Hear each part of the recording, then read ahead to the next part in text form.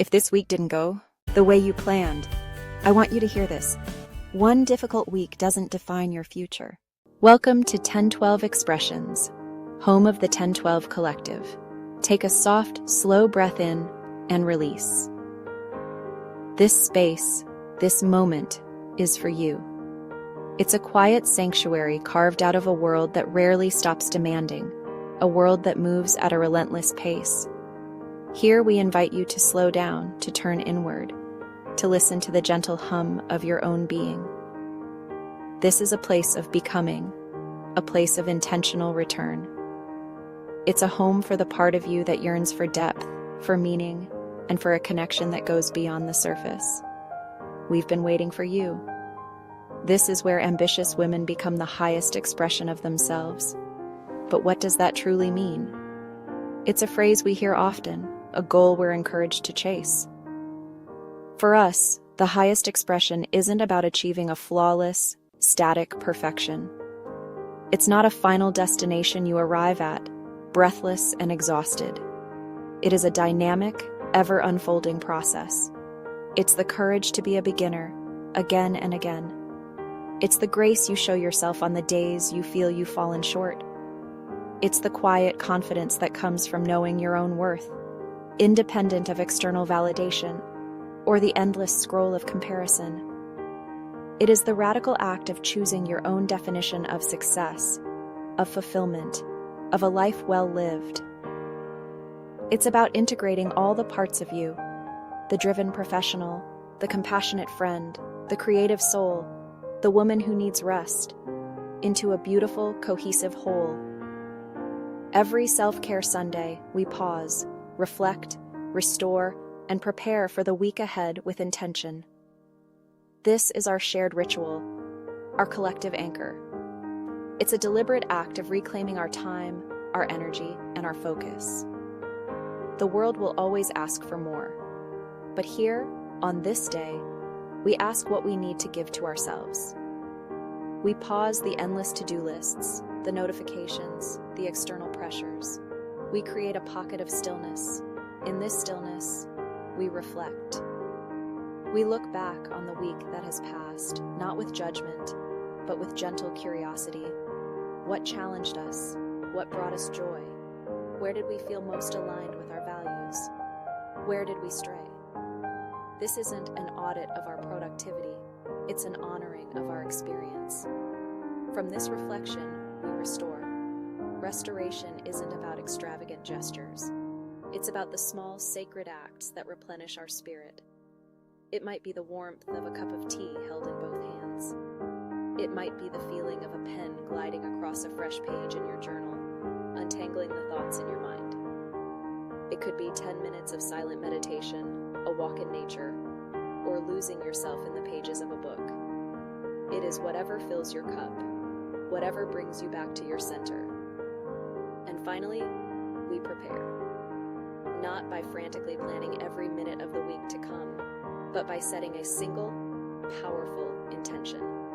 A guiding word, a feeling to cultivate, a standard to which we can gently return when the chaos of the week inevitably tries to pull us away. This is how we move from a place of reaction to a place of creation. A 10-12 woman understands that this practice is not about perfection, it's about presence. She knows that ambition and rest are not opposing forces, but essential partners in a sustainable, fulfilling life. She is building an empire, but she is also tending to her inner landscape with the same care and dedication. She sets high standards for herself, yes, but her highest standard is compassion. She knows that some Sundays the ritual will be a luxurious, multi-hour affair, and other Sundays it will be 5 minutes of quiet breathing before the day begins. Both are valid. Both are enough. Because the goal isn't to perform self-care. It's to live in a state of self-awareness. It's about building a foundation of resilience, one intentional Sunday at a time, so that you can meet the demands of your life, not with a depleted spirit, but with a well of inner strength. If you're ready to become a 10-12 woman, welcome home. Perfection is a terrible goal.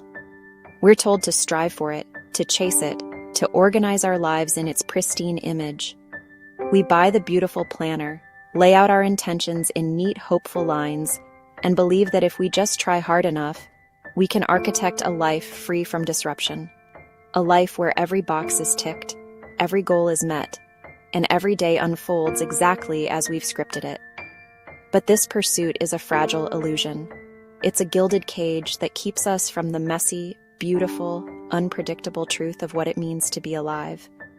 Because the moment we seal our perfect plan with a satisfying click of a pen, the universe gently, and sometimes not so gently, reminds us who is really in charge. Life happens.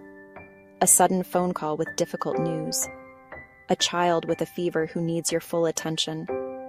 A project at work that unravels unexpectedly, demanding all your focus and creativity to piece back together. These aren't failures of your plan. They are the very fabric of a life being lived. Plans change. That morning workout you scheduled? It's replaced by the need for an extra hour of sleep. The coffee date with a friend? It's postponed. The perfectly blocked out afternoon for deep work? It becomes a series of small fires you have to put out. Your carefully constructed schedule dissolves, not out of weakness, but in response to the fluid reality of your world. Energy changes. You are not a machine. You are a cyclical, breathing, feeling being. The vibrant, boundless energy you had on Monday might wane by Wednesday, replaced by a quiet need for rest and introspection.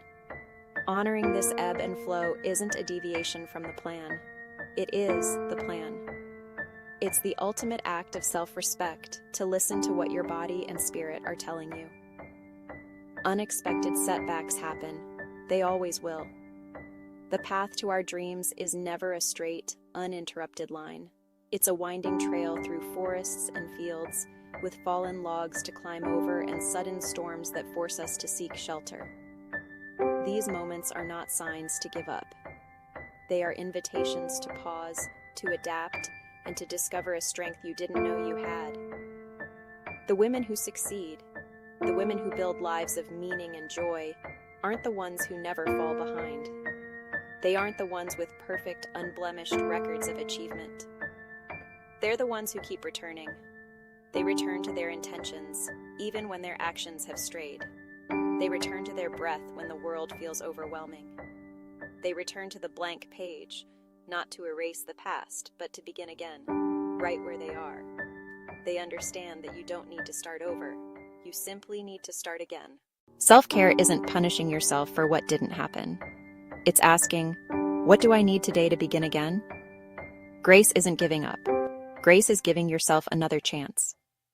Let's talk about the rhythm of becoming. It's a gentle, forgiving cadence, not a frantic, punishing beat. A 10-12 woman understands this deeply. She doesn't measure her worth, her progress, or her essence by the narrow confines of a single day. She knows that one challenging morning, one difficult conversation, or one moment of distraction does not define the entirety of her journey. It is merely a single note in a vast and beautiful symphony. She doesn't measure herself by 1 week, either. A week where perhaps the to-do list grew longer instead of shorter, where intentions didn't quite translate into action, or where energy felt scarce and inspiration distant.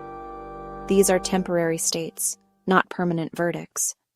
Instead, she measures herself by a far more profound and compassionate metric: her willingness to return to her center, to return to her peace, to return to her standards. These standards are not rigid rules designed to punish, but gentle lighthouses built to guide her back home. They are the quiet whispers that remind her of who she is and who she is becoming. Returning isn't a grand, dramatic gesture. It happens in the small, sacred moments. We call these micro resets. It's the choice to take 3 deep, grounding breaths after a stressful email. It's stepping away from your desk to stretch your body for 60 seconds. It's the decision to put on a piece of music that instantly lifts your spirit. It's swapping an afternoon doom scroll for a 5-minute walk in the fresh air. This is the heart of sustainable growth. It's where we learn the most vital lesson. You don't need to start over. You simply need to start again. Starting over implies failure. a demolition of everything that came before.